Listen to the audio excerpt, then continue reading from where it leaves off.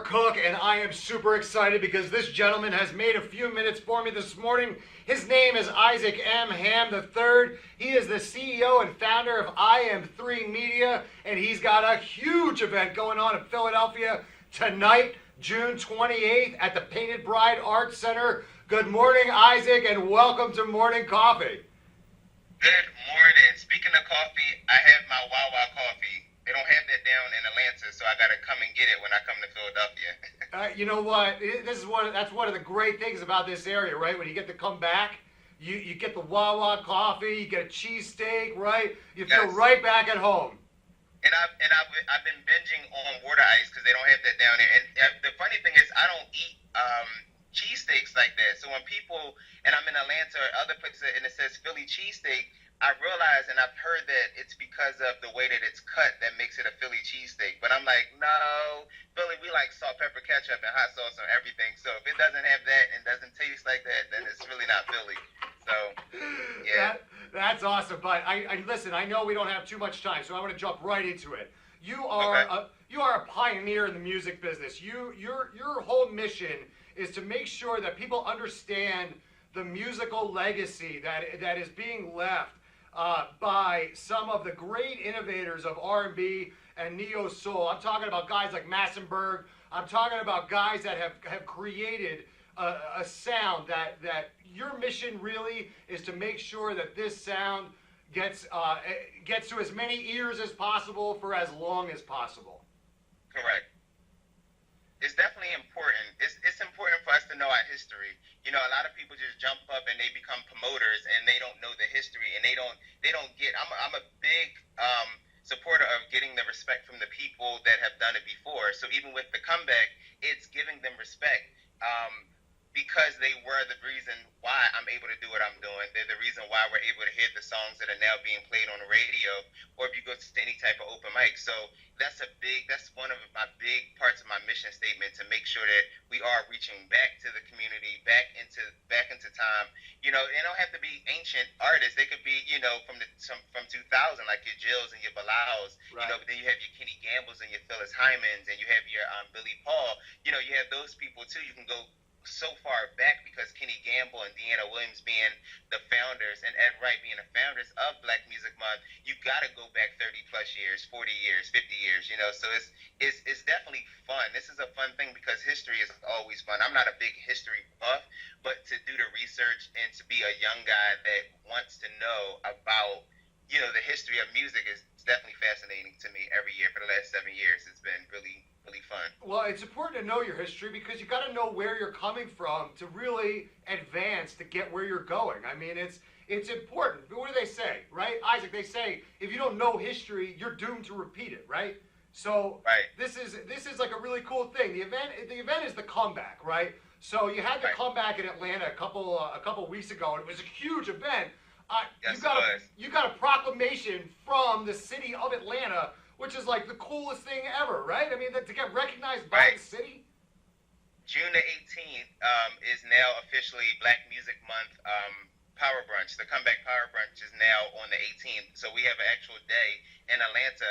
And the cool thing about it, what your viewers will learn when they come to the event tonight, Deanna Williams, which is a good friend and a mentor, the award is actually in her name. So everybody is receiving, so far over 25 people have received the Deanna Williams Award. So that's pretty big to have one of the co-founders name on your award. I mean, it gets no bigger than that.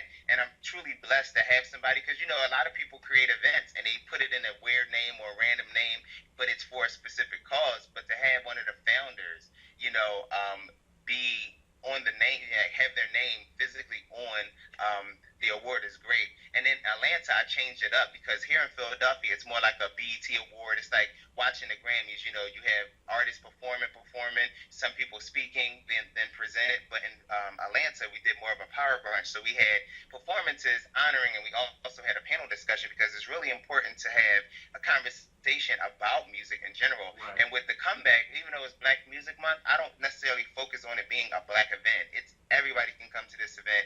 We honor Chris Swartz, who was the founder of Rough House Records, who also manages Lauryn Hill. He helped find the Fugees. Chris Cross. So he has his hand in the African American culture in the history of hip hop. So him being white, he still needs to be honored. So my event is all about people who contribute to the history of black music. So you don't have to be necessarily black. You could be mixed. You could be whatever. But I'm just honoring people who sewed into this. What we call, black music today. So, it's not a bias. It's not just you got to be black to buy a ticket. No, everybody can enjoy it. Everybody can learn from it. And it's always a learning experience when I do my events because we sing songs that people weren't familiar with. Because even with like a Shirley Ralph, people don't understand she's one of our honorees. She had a hand in Sylvester, she had a hand in Dreamgirl. She also had a couple of records back in the 80s, and people may not know that. They may think she's Moesha's mom or Lauryn Hill's mom or Sister Act 2. So that's you leave with a learning experience. Like, dang, I didn't know that she did so many things. So this event is really fun, and I'm really excited. Oh, the honorees in Atlanta were Bishop William Murphy, Phil Thornton, the V1 from E1, he's the VP, and also a mentee to Deanna as well, and SWV. So with all that honoring them, I received the proclamation. So and I love Philadelphia, and Philly has given me 5 citations, and I will be receiving another one from Councilman David O, who's a big supporter of what I'm doing because he has the PHL Live. So with my event and his event is definitely keeping the music scene of all genres really, really flourishing here in the city of Philadelphia. So it's my hands are in a lot of different places. Council, regular mom and dads and stuff like that. Everybody's going to be at this event. It's really going to be an epic event, and it's going to continue to grow.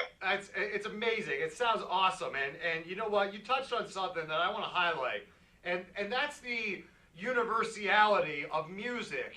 Music is a way for us all to be connected. It's the one thing that can really break down and unite us. I believe that music is a great way to maybe address some of the issues or problems that we might be feeling in a bigger picture society type way. So it's important for people to know, of all color, of all walks of life, go to the event tonight and you're going to experience something very, very special. Isaac, do I have to get a ticket, or can I just show up? Tell me what I got to do tonight.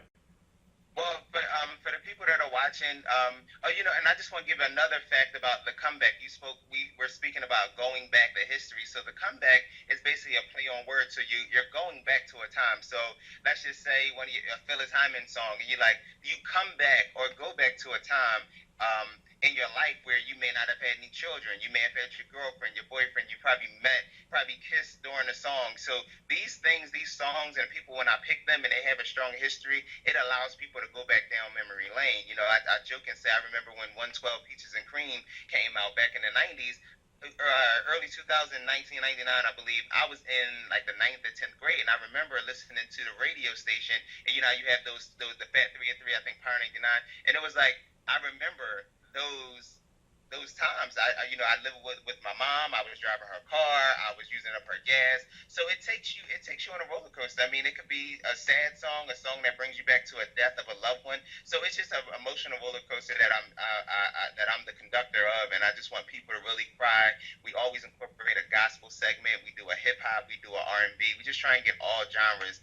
And we also touch on, like, the Senator Vincent Hughes being somebody who's an advocate for young people, keeping the school district together, promoting music and stuff like that, and arts in the school. So he's the reason why we are honoring him.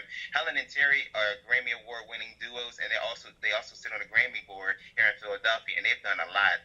And Lonnie Hunter is a big influence in the gospel community, being one of the a personality. He was on Praise, and he has his own internet site, and he has a motivational thing called Get It Done. So he's all about the people, all about the community, all about the music. So it's a reason behind everybody that's being honored, and 9 out of 10, these people are good friends of mine, where I have their number, my phone, even the people that are in Atlanta. So it's like I have a personal relationship, a personal story, and this is why I choose those specific people to be honored. This guy, he's Isaac M. Hamm. He is the CEO and founder of IM3 Media. I'm so glad that you took a few minutes to talk with us today. I know you're so busy. You've got your hand in so many different things. Isaac, I need to know, though, should people just come down to the event, or do they need to get tickets? You can go online. You can go on my website. It's im3media. .com. That's Isaac, M as in Mary, the number 3, media, MEDIA. And you can click right on the first page. You can click on the right-hand side and look for the Comeback Philly style and click. It'll take you to an Eventbrite. And if you're not at a computer, you're just seeing this it's an hour before the event, you can actually show up at the door and purchase your tickets. Tickets are $25 for general admission and $40 for VIP. VIP reception starts at 5:45 to 6:45, and the show starts at 7 o'clock, and we do start on time. That's good to know. Thank you so much for spending a few minutes with us this morning. We wish you the best of luck tonight. I know it's going to be a huge event, and listen, good luck on everything. You're going to have to come back and let us know how it was. Yes, definitely. Thank you guys for having me. You're quite welcome. He is Isaac M. Hamm. He is the CEO and founder of IM3 Media. Make sure you check him out tonight on the Comeback Philly style at the Painted Bride Art Center. Excuse me. That's tonight, June 28th, at the Painted Bride Art Center. Thank you again, Isaac Hamm. I got to take a quick break on Morning Coffee here, but I will be right back. Stick around to the Radio Vision Network.